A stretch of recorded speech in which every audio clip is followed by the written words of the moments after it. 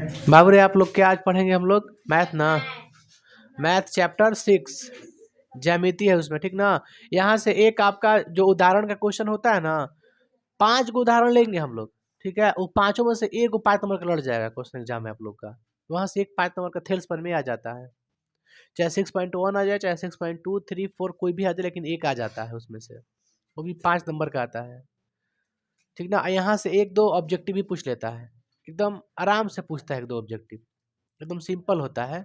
आप लोग देखे नहीं, कभी पढ़े नहीं, इसलिए आपको थोड़ा दिक्कत होगा। अच्छा बाबू, आप लोग 9th क्लास में ज्यामिति पढ़े हैं नहीं सब?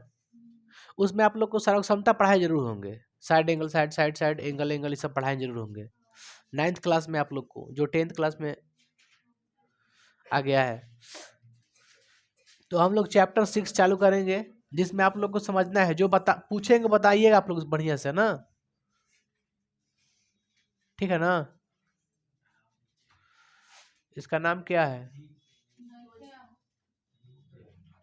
त्रिभुज। दो तो बाबू डस्टर।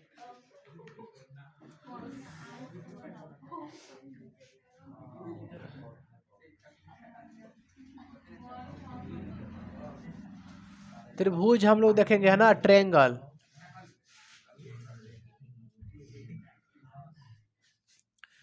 आज हम लोग पढ़ेंगे समरूप के बारे में, है ना। सर्वक्षमता होता है, एक समरूप होता है। देखिए एक क्या होता है,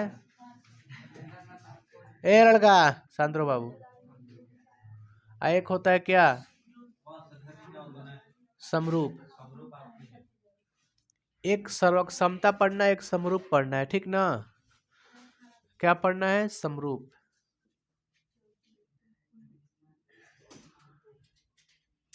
यही आप लोग का पढ़ना है। देखो ध्यान से, सर्वक्षमता और समरूप पढ़ना है। देखिए सबसे पहले अगर हम लोग सर्वक्षमता को देखते हैं, भाई मेरे, सर्वक्षमता को देखते हैं, तो आप बताइए सर्वक्षमता क्या है, किसे कहते हैं? सर्वक्षमता किसे कहेंगे? जब कोई भी बहुभुज ले लीजिए, जिसका रूप एक ही हो, मतलब एक ही आकृति हो, जिससे एक वर्ग है दूसरा भी वर्ग होना चाहिए। एक ट्रायंगल है त्रिभुज, दूसरा भी त्रिभुज होना चाहिए, है ना। उस तरह के त्रिभुज की सभी भुजाएं क्या हो, बराबर हो, सभी भुजाएं बराबर हो, और जो उसका एंगल हो वो भी क्या हो, बराबर हो। ये सब होना चाहिए बराबर। सर्वक्षमता के लिए भुजा के साथ साथ एंगल भी बराबर होना चाहिए। यानी हम कह सकते हैं कि समान आकार, क्या कह सकते हैं, समान आकार जरूरी है कि नहीं है? सर्वक्षमता के लिए समान आकार जरूरी है। और एक और चीज जरूरी है, दूसरा क्या जरूरी है बाबू? सेकंड क्या जरूरी है? समान अमाप। समान अमाप माने साइज। देखिए कहने का अमाप का मतलब क्या होता है कि अमाप के मतलब होता है उसका एंगल, साइड। अगर पहले मान के चलिए एक त्रिभुज ले लीजिए, इसका अगर ये साइड 6 है तो इसका बेस कितना होना चाहिए, 6 होना चाहिए। माने ये भी जरूरी है, उसी को बोलते हैं का अमाप। ई ना कि एक हो जाए 12, ठीक, एक हो जाए 6, तो ये थोड़ी नहीं अमाप है, का नहीं है, अमाप समान नहीं है ना। जो इसका मेजर है, जो इसकी लंबाई है, लेंथ है, दोनों के समान नहीं है, बराबर नहीं है, नहीं ना है। तो इसे क्या कहेंगे, समान कहेंगे कि असमान? असमान अमाप है। लेकिन सर्वक्षमता के लिए क्या चाहिए, समान अमाप चाहिए। माने इसका 6 तो उसका भी 6, इसका 3 तो उसका भी 3। दोनों आकृति की जो साइड है, चाहे कोण हो, इसका 60 डिग्री यहाँ बन रहा है ना, इसका भी कितना होना चाहिए, 60 डिग्री। तब वो किसको फॉलो करेगा, सर्वक्षमता को। सर्वक्षमता के लिए हमने फिर से बता दिए कि इसमें, अच्छा बताइए सर्वक्षम है कि नहीं। एक मान ले लिए त्रिभुज इसको, ठीक है, और एक त्रिभुज ले लिए, क्या सर्वक्षमता है कि नहीं है? काहे नहीं है? अच्छा इसको फॉलो कर रहा है, पहला का बाबू देखो तो बाबू, इसको फॉलो कर रहा है ना, समान आकार फॉलो कर रहा है, फॉलो कर रहा है। आकार दोनों का सेम है, देखिए शेप दोनों का सेम है। शेप माने उभी त्रिभुज समान का है, आकार समान है। क्या बताइए, ये फॉलो कर रहा है? साइज, साइज फॉलो करता है? नहीं फॉलो करता है। जब साइज फॉलो नहीं करता है तो सर्वक्षमता नहीं होता है। को समझे? रूप एक ही है लेकिन साइज छोटा बड़ा है कि ना है? और जब साइज छोटा बड़ा है इसका मतलब सराव क्षमता नहीं है। सराव क्षमता के लिए दोनों का साइज भी क्या होना चाहिए? बराबर। बात को समझे हम क्या बोल रहे हैं? अब देखिए सेकंड क्या आप लोग का है? समरूप है ना? समरूप के लिए फर्स्ट समान आकार जरूरी है। दूसरा इसका भी वही होगा, समान अमाप होना जरूरी नहीं है। बात को समझे हम क्या लिखे हैं? बात को समझ रहे हैं? समरूप में बाबू आकार समान होना चाहिए, मैंडेटरी है, लेकिन समान अमाप होना कोई जरूरी नहीं है। होगा तो भी ठीक है, नहीं है तो भी ठीक है। दूसरा वाला लेकिन इसके लिए मैंडेटरी है, दोनों फॉलो करना चाहिए। इसमें क्या लिखे? समान अमाप होना कोई जरूरी नहीं है कि उसका जो साइज हो वो सेम ही हो। बताइए ये सर्वाक्षम है कि नहीं? सर्वाक्षम नहीं ना है। समझाने के बाद देखिए साइज दोनों का मिल नहीं रहा है, इसका साइज बड़ा इसका साइज छोटा है, लेकिन एक ही रूप का है कि ना? ये नियम कर रहा है, इसको फॉलो कर रहा है कि ना? आकार एक ही है, ठीक है, आकार शेप एक ही है, लेकिन क्या माप समान है? माप समान नहीं दिखाई, आकार इसका साइज छोटा है उसका बड़ा है, तो दोनों को नहीं ना फॉलो कर रहा है। जब से दोनों को फॉलो नहीं करेगा तो इसको सर्वाक्षमता नहीं कहेंगे। तो क्या सर्वाक्षम है? नहीं है। अच्छा इसमें क्या दिया है? समान आकार, समान आकार है कि नहीं है? समान अमाप होना जरूरी नहीं है। तो क्या ये समरूप कह सकते हैं? कह सकते हैं ना? साइज कैसा भी रहे, छोटा बड़ा, लेकिन आकार का होना चाहिए, उसका आकार एक ही होना चाहिए। अगर एक वृत्त लेते हैं तो दूसरा भी क्या होना चाहिए? वृत्त, है ना? कोई छोटा कोई बड़ा हो सकता है, नहीं हो सकता है? तो समरूप के लिए कोई ज्यादा झमेल है? कोई भी हो, छोटा हो चाहे बड़ा हो, लेकिन उसका आकार क्या होना चाहिए? सेम होना चाहिए, बराबर होना चाहिए आकार, है ना? आकार कहे मतलब एक त्रिभुज है पहला तो दूसरा त्रिभुज होना चाहिए, छोटा बड़ा से कोई मतलब नहीं है। लेकिन सर्वक्षमता के लिए दोनों जरूरी है कि ना है? साइज भी बराबर, हर चीज बराबर चाहिए इसको, हर चीज। रूप भी एक ही हो, दोनों का आकृति एक ही हो, फिगर एक ही हो, कोण भी एक ही हो, साइड भी एक ही हो, सब इसके लिए जरूरी है। इसके जरूरी नहीं है बस फिगर एक के बाद ना हो गई। बुझाइए, समझ में आया आप लोग को? चलिए अब समझ थोड़ा सा और, समान आप माप होना जरूरी नहीं है। अच्छा आप कह सकते हैं कि क्या सभी सर्वाक्षम आकृतियां समरूप होती हैं? क्या सभी सर्वाक्षम आकृतियां समरूप होती हैं? हाँ या ना में जवाब दीजिए।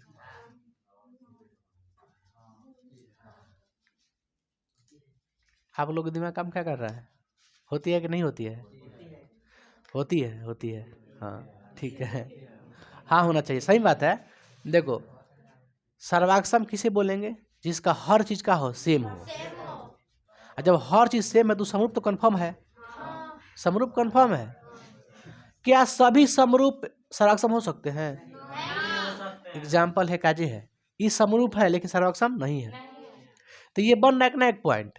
तो एग्जाम में यहाँ से आप लोग क्वेश्चन पूछता है तो हम नोट में देते हैं कि सभी सर्वाक्षम आकृतियां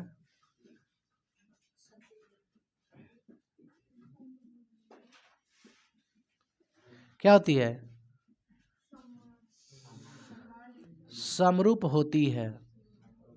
सभी सर्वाक्षम आकृतियां क्या होती है? समरूप होती है। क्या सभी समरूप आकृतियां सर्वाक्षम हो सकती है?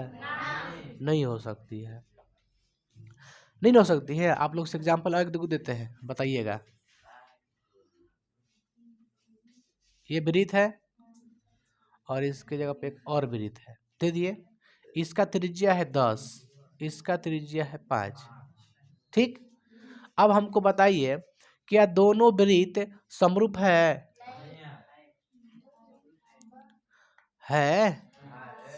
क्या दोनों आकृतियां सर्वाक्षम है? नहीं है, नहीं है। एक बार फिर से हम बता दे रहे हैं, है नहीं है समझ लीजिए। उसके लिए समान आकार होना चाहिए, मेजर भी उसका समान होना चाहिए, माप, है ना, तब कहेंगे सर्वक्षम है। दोनों का माप समान नहीं है, छोटा ही बड़ा है। समरूप के लिए सब कोई मायने नहीं रखता है, बस एक ही है ना, है समरूप। बस समझ गए आप लोग। चलिए आप लोग पेज नंबर निकालते 131 किताब में अपना, हम पूछते हैं। आप लोग पेज नंबर निकाले 131, हम क्वेश्चन एग्जाम्पल से पूछते हैं, आप लोग बताइएगा। देख फिगर, देखिए फिगर दिया है, फिगर दिया है ना, यहाँ पे दिखाई दे रहा है फिगर। बताइए आपको तीन एगो फिगर दिखाई दे रहा है, यहाँ पे 2 गो है, इसमें 1 2 3 गो है, इस बीच वाला को छोड़ दो। तीनों को देखने से क्या लगता है, सर्वक्षम है? तीनों समरूप है? अच्छा, ये तीनों समरूप है, सर्वक्षम है? ये समरूप है, सर्वक्षम है? और एग्जाम्पल, ताजमहल आपको दिखाई दे रहा है, ये तीनों तीनों ताजमहल सर्वक्षम है कि समरूप है? सर्वक्षम है कि नहीं है? और कोई फिगर है? नहीं है।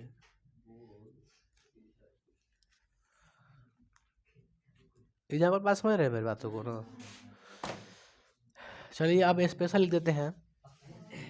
अब कुछ मैथ जैसा आएगा ना, मैथ तो बनाने वाला तरीका बताते हैं। देखिए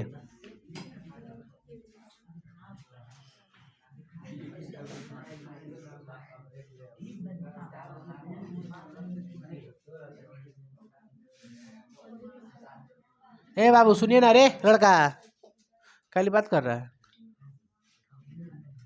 दो बहुभुज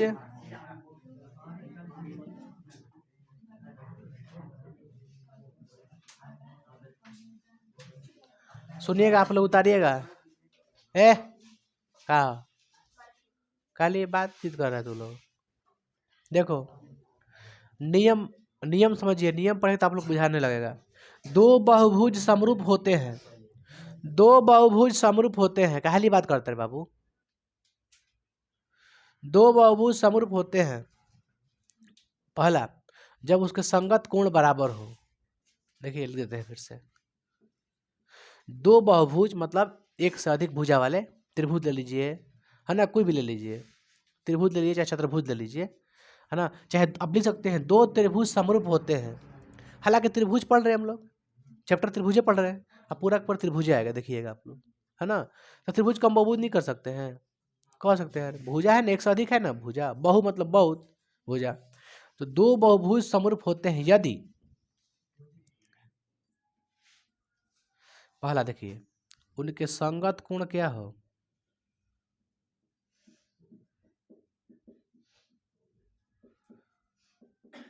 बराबर हो, क्या हो, बराबर हो। दूसरा, तथा उनके संगत भुजा, संगत भुजा क्या हो, एक ही अनुपात में हो, एक ही या समानुपाती,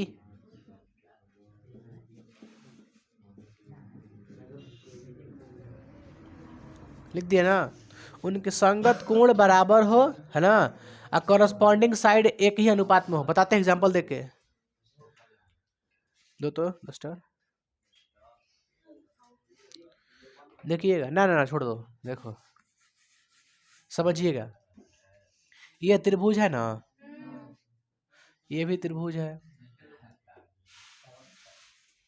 सेकंड त्रिभुज दिखाई दे रहा है, देखो ये भी त्रिभुज है और एक ये त्रिभुज है,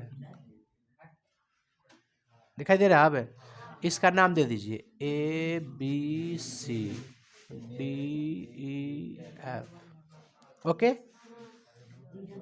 20 30 130, 20 30 130।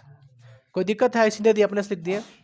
फिगर 1 है, या फिगर 2 है, दोनों को क्या करना है, हमको समरूप करना है। और समरूप के लिए नियम क्या है, उनके संगत कोण क्या हो, बराबर हो, और संगत भुजा एक ही अनुपात में हो। ठीक है, देखिए संगत कोण कौन होगा, संग संग का कोण। जैसे ए पर कोण कितना है 20, तो यहाँ पे देखिए एकदम जस्ट डी पर कितना है 20, यानी कोण ए बराबर कोण डी क्या है, दोनों कितना डिग्री है 20। फिर कोण बी देखिए ध्यान से, कोण बी जो है कोण ई के बराबर है क्या, कितना है इसका, देखिए कोण सी बराबर है कोण कितना डिग्री, तीनों कोण दिखाई दे रहा है, इससे क्या कहेंगे हम लोग, संगत कोण। संगत कोण क्या है, बराबर है कि ना बराबर। चलिए एक होता है क्या, संगत भुजा एक ही अनुपात में होते हैं, संगत भुजा एक ही अनुपात में होते हैं। देखिए ये क्या है इसका, अरे ये भी क्या है, ये भी भुजा ना, अरे भुजा नहीं है रे बाबू, क्या कर रहे बाबू है, हंस रहा है सुअर कहीं का, ये को पूछेंगे तो समझ में नहीं आएगा तू लोग को। काबिल बनो, पढ़ाई में भी काबिल बनो, मुंह चिपोर देने से काबिल हो जाएगा। हम क्या बता रहे उधर क्या हंस रहा है, जाके समझ लेगा, पढ़ लेगा एग्जाम में, माई बाप कहेंगे एग्जाम में नंबर नहीं पढ़ाते ना मास्टर वे, अरे सही बता रहे हैं, इसी सोचता है लेकिन कोई पढ़ता नहीं है ध्यान से। देखिए कोण ये सब क्या हो गया आपका, संगत कोण। संगत कोण क्या है, बराबर है ना, तो बहुभुज समरूप कब होते हैं, जब उसके संगत कोण क्या हो, बराबर हो। तो संगत कोण मैंने सिखाने का मेन मेरा मकसद ये है कि संगत कोण इसी को कहते हैं, ये जो हम कंपेयर कर रहे हैं दोनों में तुलना ना, इसी का कहेंगे संगत कोण। एक संगत भुजा का हो एक ही अनुपात में, अनुपात में समझती हैं, भिन्न फ्रैक्शन 1/2 4/5 सब क्या है, भिन्न है, अनुपात में है ये सब, बट्टे को क्या कहते हैं, अनुपात कहते हैं। तो संगत भुजा क्या हो, एक ही अनुपात में हो। तो बताइए संगत भुजा कौन होता है, एक भुजा ये है, इसका मान लीजिए 5 है, इसको मान भर देते हैं, इसका डी का मान लीजिए 10 है, एसी का मान लीजिए 7 है, और इसका 14 है, इसका 3 है और इसका 6 है। तो कहने का मतलब क्या है, कह रहे हैं कि संगत कोण क्या होना चाहिए, उसकी भुजा एक ही अनुपात में या फिर समानुपाती होना चाहिए। चलिए हम कंपेयर भुजा को करते हैं, देखिए ए बी कहाँ लिखे, देखिए ए बी जो है ना, ए बी बट्टा में डी ई क्या लिखे हैं, अनुपात लिखे हैं दोनों का। चलिए अब दूसरा देखिए, ए सी डी एफ, ए सी बटा बी सी बटा ई एफ, ठीक है। देखिए तीनों का तीनों अनुपात क्या है, एक ही अनुपात में है। देख लीजिए बना के, ए बी का मान कितना है 5, ए बी का मान 5, देखिए रखते हैं 5, अब बट्टा डी ई का मान 10, इसका मान 7, और इसका 14, इसका 3, अब बट्टा में कितना हो जाएगा, कटा के देखो तो कितना आ रहा है, 5 दूनी 1/2, इसका भी 1/2, इसका भी 1/2, माने एक ही अनुपात में है ना, यानी समानुपाती है। इसी को क्या कहेंगे, संगत भुजा। कोणवा के संगत कोण, संगत भुजा बराबर हो और संगत कोण बराबर हो तो उसे क्या कहेंगे हम लोग, समरूप है। दोनों त्रिभुज क्या होगा, समरूप होगा। तो हम लोग अगर दे देंगे त्रिभुज के बारे में सिर्फ पढ़ना है हम लोग को, तो हम लोग क्या लिखेंगे, दो त्रिभुज, बहुभुज ना क्या लिखेंगे, दो त्रिभुज समरूप होते हैं यदि उनके संगत कोण बराबर हो और संगत भुजा एक ही अनुपात में हो। ये तो दो नियम है, ये समझे ना आप लोग कि सभी सर्वांग आकृतियां क्या होती हैं, समरूप होती हैं, है ना। क्योंकि सर्वांग के लिए हर चीज बराबर चाहिए, आपका आकार भी और अमाप भी दोनों क्या चाहिए, बराबर चाहिए। और जब दोनों बराबर हो गए तो समरूप के लिए तो आसान हो गया, वो तो और समरूप है ना। लेकिन सब के सब समरूप सर्वांग नहीं होता है, क्योंकि समरूप का जो अमाप होता है ना, वो बराबर हो या ना हो कोई मैटर नहीं करता, है ना। यही लिखे नियम में कि समान अमाप होना जरूरी नहीं है, हो गए तो भी कोई दिक्कत नहीं है, और नहीं हो तो भी कोई दिक्कत नहीं है। लेकिन आकार क्या होना चाहिए, एक ही होना चाहिए, दोनों का आकृति फिगर एक ही होनी चाहिए। बात को समझ रहे हैं आप लोग। इसे मिटा करके हम क्वेश्चन बनवाते हैं आप लोग से ना, 6.1 का।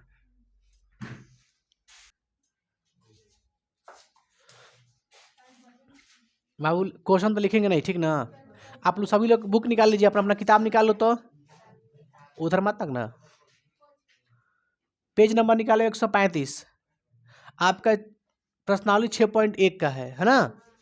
हम क्वेश्चन बोल रहे उसका आंसर दीजिएगा आप लोग, ठीक है। ऑब्जेक्टिव क्वेश्चन है, बताओ। कह रहा है कि निम्नलिखित शब्दों में से सही शब्दों का प्रयोग करते हुए रिक्त स्थानों को भरना, फिल करना, फिल इन द ब्लैंक्स है। कह रहा है पहला कि सभी वृत्त सर्वाक्षम या समरूप होते हैं? क्या होते हैं? सर्वाक्षम के समरूप है। सभी वृत्त क्या होते हैं? सर्वाक्षम के समरूप है। ऐसे देखो, पहला हम क्वेश्चन लिख देते हैं। सभी वृत्त होते हैं, ऑप्शन दिया है सर्वाक्षम, एक दिया समरूप। यहां से भरना है उठा के, इसमें से दोनों में से एक भरना है। इसमें तो क्या भरिएगा? सर्वाक्षम नहीं हो सकते हैं?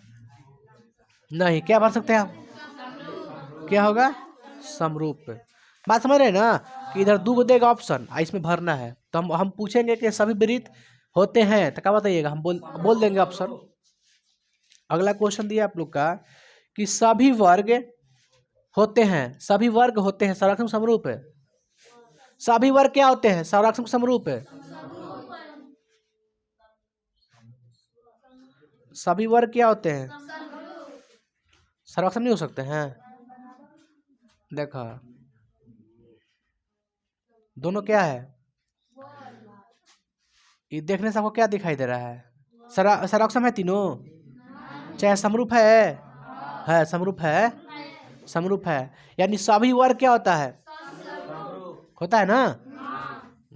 लेकिन सभी के सभी वर्ग सर्वाक्षम नहीं होता है, क्योंकि वर्ग छोटा बड़ा भी हो सकता है कि ना। सभी वृत्त क्या होगा? समरूपी होगा। आगे दिया है सभी त्रिभुज समरूप होते हैं, समद्विबाहु या फिर समबाहु। कौन त्रिभुज समरूप होता है? सभी, समद्विबाहु कि समबाहु? एक्सप्लेन करिएगा, हम सुनेंगे, एक्सप्लेन सुनेंगे। कह रहा है, क्वेश्चन कर रहा है, देखिएगा थर्ड वाला क्वेश्चन कर रहा है सभी त्रिभुज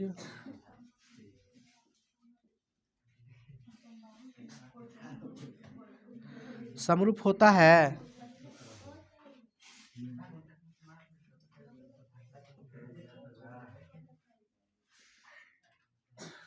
दोनों में से फिल करना है आपको कि सभी कौन त्रिभुज होता है? सभी क्या होता है? समरूप होता है। सभी त्रिभुज समरूप होते हैं, समद्विबाहु त्रिभुज कि समबाहु त्रिभुज? बताइए। समद्विबाहु। कैसे? मान के चलिए, देखिए बताइएगा आप लोग। चलिए एग्जांपल देते हैं, आप लोग बताइएगा सोच समझ के। समद्विबाहु भर रहे हैं आप लोग ना? ठीक है, देखो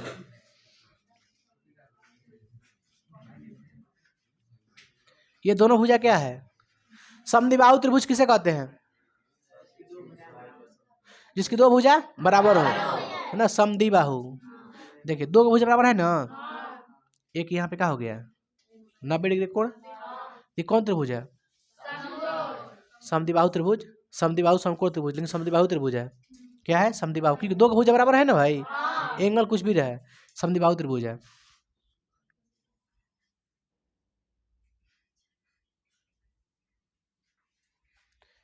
ये दो भुजा का हो गया बराबर, ये बराबर नहीं है। ये क्या है? समद्विबाहु त्रिभुज है। ये भी समद्विबाहु त्रिभुज है, क्योंकि इसका भी दो भुजा बराबर है, इसका भी दो भुजा बराबर है। लेकिन क्या दोनों सर्वाक्षम है? सॉरी, क्या दोनों का आकार एक ही है? आकार एक ही है? बात समझ रहे हैं? आकार दोनों का बताइए, एक है कि नहीं है? नहीं है। आकार आपको एक के दिशा नहीं दिखाई दे रहा आपको, ध्यान देखिए, आकार एक के नहीं है। तो क्या समरूप है जब आकार नहीं है तो एक के दिशा? जब हमारे कहने का मतलब है, देखिए कह रहा है कि समरूप होता है। समरूप के लिए क्या मायने रखता है? समरूप के लिए क्या मायने रखता है? आकार हो बराबर, भले साइज छोटा बड़ा हो जाए, कोई दिक्कत नहीं, लेकिन आकार क्या मैच कर रहा है? तो समद्विबाहु भराएगा क्या? सभी समद्विबाहु त्रिभुज समरूप होते हैं? चलो समबाहु बनाइए आप लोग। समबाहु छोटा बना हुआ कितना कोण बनता है? हम एंगल नहीं बताएंगे। भुजा क्या होता है? बराबर। एक और बनाते हैं समबाहु त्रिभुज, इसका भुजा क्या है? आप कितना बनाइए, आपको जो मन सो बनाइए। समबाहु त्रिभुज, एक और समबाहु त्रिभुज बनाते हैं, देखिए ये भी क्या है? समबाहु त्रिभुज। तीनों भुजा क्या है? बराबर। जिसकी तीनों भुजा बराबर होती है उसे क्या कहते हैं? समबाहु त्रिभुज। तो क्या ये समरूप है? क्यों है? आकार एक ही है, लेकिन इसका आकार एक ही नहीं है। देखिए ध्यान से आप लोग, ये समद्विबाहु त्रिभुज, ये भी समद्विबाहु है, लेकिन दोनों का देखिए अलग अलग आकार है। समबाहु का आप अलग बनाइए नहीं सकते, बनाइए कैसे बनाइएगा? टेढ़ ठाकुर कीजिएगा, तेरे भुज बराबर नहीं होगा। बस समझ रहे? तीनों भुजा के बराबर करना है ना हमको, तो क्या बनाएगा? समबाहु। बात को समझ रहे हैं ना आप लोग? चलिए आगे बढ़ते हैं बाबू। आपका नेक्स्ट क्वेश्चन है कि भुजाओं की समान संख्या वाले दो बहुभुज समरूप होते हैं यदि उनके संगत कोण हो, क्या होता है तब समरूप होते हैं? दो बहुभुज समरूप होते हैं यदि उनके संगत कोण क्या हो? अभी लिखे ना नियम, जस्ट लिखे दो बहुभुज वाला बराबर होना चाहिए, संगत कोण बराबर होना चाहिए। और दूसरा देता था उनकी संगत भुजाएं समानुपाती। ऑप्शन दिया है उसकी संगत भुजाएं बराबर होता है कि समानुपाती, तो क्या मरिएगा? समानुपाती। बराबर ना, बराबर क्या होता है? कोण। संगत कोण बराबर होता है, लेकिन भुजा होता है ना समानुपाती। यस, लेकिन सर्वाक्षर में भुजा को बराबर किया जाता है, अनुपात में नहीं लिखते हैं। देखिएगा ध्यान से, जब भी हम सर्वाक्षर पढ़ाए होंगे तो ए बी बराबर बी सी, सी डी बराबर ए एफ, इस तरह से बनाए होंगे। ए बी बटा सी डी, डी बटा एफ, ऐसे बनाया है कभी? कभी ना। सर्वाक्षर में क्या होता है कि भुजा को बराबर किया जाता है, लेकिन समरूप में क्या होता है? बट्टा में लिखा जाता है ना, अनुपात में लिखा जाता है। इसलिए समरूप के लिए हमेशा क्या कहिएगा? अनुपात। उसका भुजा क्या हो? एक ही अनुपात में, यानी समानुपाती हो। और आगे क्वेश्चन देखो दिया है 12 लाख आप लोग का, खत्म होगा ऑब्जेक्टिव। यहाँ से आप लोग को एगो आ जाएगा एग्जाम में क्वेश्चन आप लोग से, ठीक ना? यहाँ से एक पूछेगा आप लोग से, याद रखिएगा इस बात को। यहाँ से 1 नंबर में तो इसको मिटा दे, थोड़ा फिल करने का आप लोग ना। देखो तो बाबू हम बता रहे हैं जो, देख तो धर बाबू पकड़ को। सुनिए, आप लोग दूसरा क्वेश्चन पढ़े थे आप लोग किताब में अपना, दिया है कि निम्नलिखित युग्मों के दो भिन्न भिन्न, निम्नलिखित युग्मों के दो अलग अलग उदाहरण दीजिए। दो अलग अलग उदाहरण दीजिए। फिर सुनिए, निम्नलिखित युग्म के दो भिन्न भिन्न उदाहरण दीजिए। युग्म मतलब जोड़ा। दो अलग अलग उदाहरण दीजिए। पहला दिए समरूप आकृति के, आपको समरूप आकृति के दो अलग अलग क्या देना है? उदाहरण देना है समरूप आकृति के लिए। पहला क्वेश्चन क्या दिया है? समरूप आकृति के लिए दो अलग अलग उदाहरण दीजिए आकृति बना के। मान लीजिए पहला हमको बनाना है क्या? समरूप करना है ना, तो आप बताइए क्या बनाए। देखिए एग्जाम्पल देते हैं, दो ले एग्जाम्पल ना, कह रहा है कि उदाहरण लीजिए, तो ले भाई समरूप खातिर कोई भी ले सकते हैं। एगो बड़का वृत्त है, एगो छोटा वृत्त, भिन्न भिन्न है कि ना है? अच्छा, एक और ले लीजिए, दो दो कह रहा है। ये बड़का वर्ग ले लीजिए, एगो छोटा वर्ग ले लीजिए, समरूप है कि ना? दोनों अलग अलग, दोनों अलग अलग का ले लिए समरूप आकृतियां। समरूप आकृतियां नहीं समझ में आप लोग आ रहा है?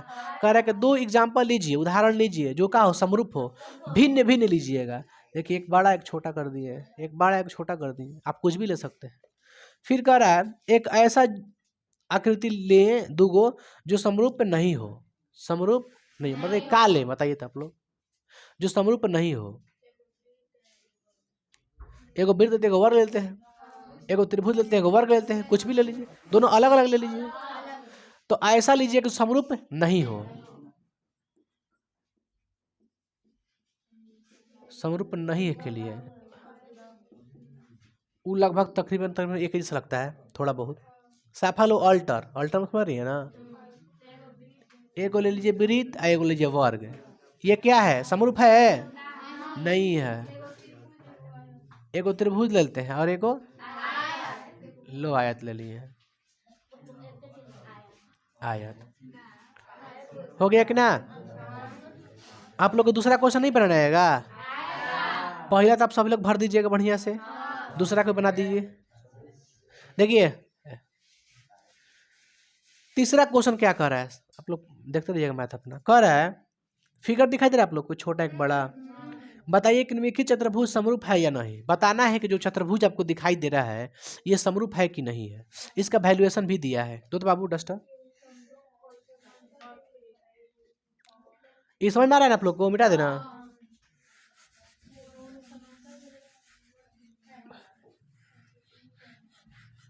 आप लोग भी इसका जवाब देना है आप लोग को ही, हम खाली फिगर बता दे रहे हैं ना। अब बताइएगा आप लोग इसका आंसर।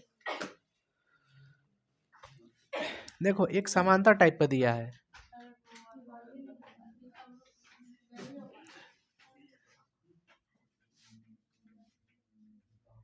ऐसा दिया ना, एक वर्ग दिया है, वर्ग है, हाँ वर्ग है।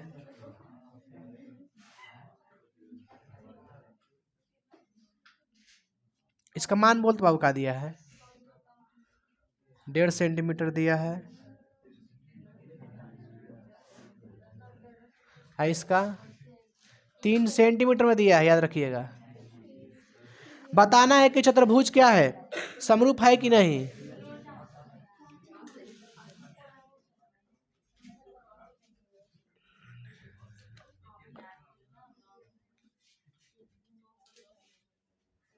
चल देखो बाबू ध्यान से बताओ तो ये समरूप है कि नहीं, समरूप है कि नहीं बताना है। कैसे नहीं बताइए तो बाबू, समरूप नहीं है। अच्छा अगर इसके संगत भुजा को हम लोग बराबर करें तो, संगत भुजाएं को एक ही अनुपात में करें तब, संगत भुजा को एक ही अनुपात में करें तब, जैसे एस आर बाटा डी सी, ठीक, क्यू आर बाटा में बी सी, पी क्यू बाटा में ए बी, पी एस बाटा में ए डी। बात समझ रहे हैं। तो समरूप होगा कि नहीं होगा बताइए ना हमको, छोड़िए ना वो सब। होगा, आंसर देख के बोल रहा है। हाँ। होगा नहीं होगा, कैसे बताइए काजी। संगत कोण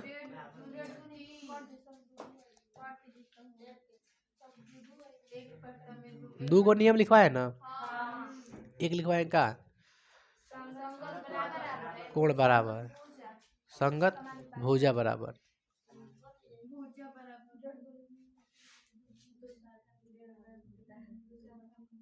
हाँ कैसे बाबू, ऐसे देख कैसे मुंडी उठा के रहा, हाथ सीधा तो नहीं खड़ा रहा, ठीक है।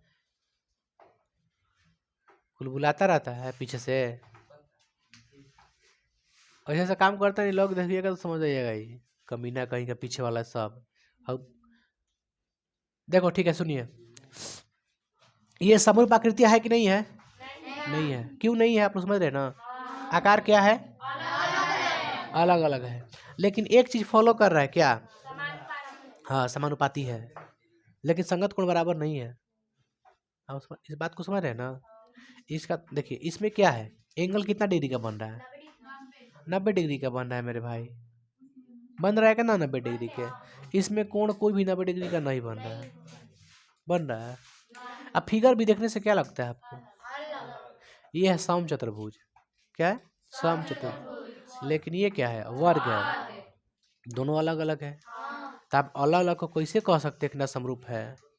आकृति तो अरे माप भाड़ में जाए, आकृति तो एक ही होना चाहिए ना, दोनों का फिगर एक ही नहीं है भाई, इस बात को समझिएगा, फिगर एक ही नहीं है, समझ रहे हैं ना आप लोग, फिगर एक ही नहीं है, इसलिए क्या है समरूप नहीं है, कह सकते हैं।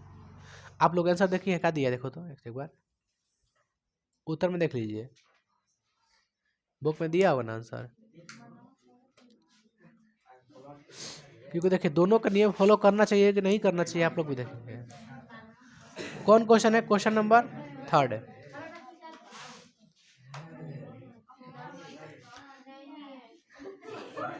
क्या है। आप ये सब लोग सुनिए, जितना बताए ना ये सब लोग आप लोग आंसर मिला लीजिएगा। देख देखो बात करते कैसे हो। उसका नाम है विक्टोरिया महारानी, विक्टोरिया महारानी विक्टोरिया। ये सब आप लोग आंसर लगा लीजिएगा बढ़िया से ना बुक में, कोई दिक्कत कोई परेशानी क्यों नहीं है ये। ए बाबू फिर से बता रहे हैं आप लोग, समझ रहे हैं ना बात को, काहे नहीं है। पहला संगत भुजा एक अनुपात में है, ये फॉलो करता है, पहला नियम का फॉलो करता है, करता है नहीं करता है। पहला क्या है, कोण क्या है, चुप रहिए, बराबर नहीं है। और दूसरा संगत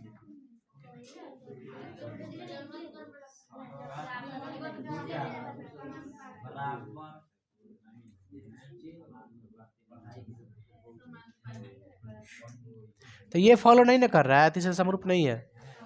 बात को समझ रहे हैं आप लोग ना। अब आगे क्या पढ़ाएंगे, थेल्स प्रमेय उदाहरण पढ़ाएंगे, 6.1 पढ़ाएंगे, है ना, थेल्स प्रमेय का। आज के लिए क्लास यहीं तक रहेगा आप लोगों का, है ना।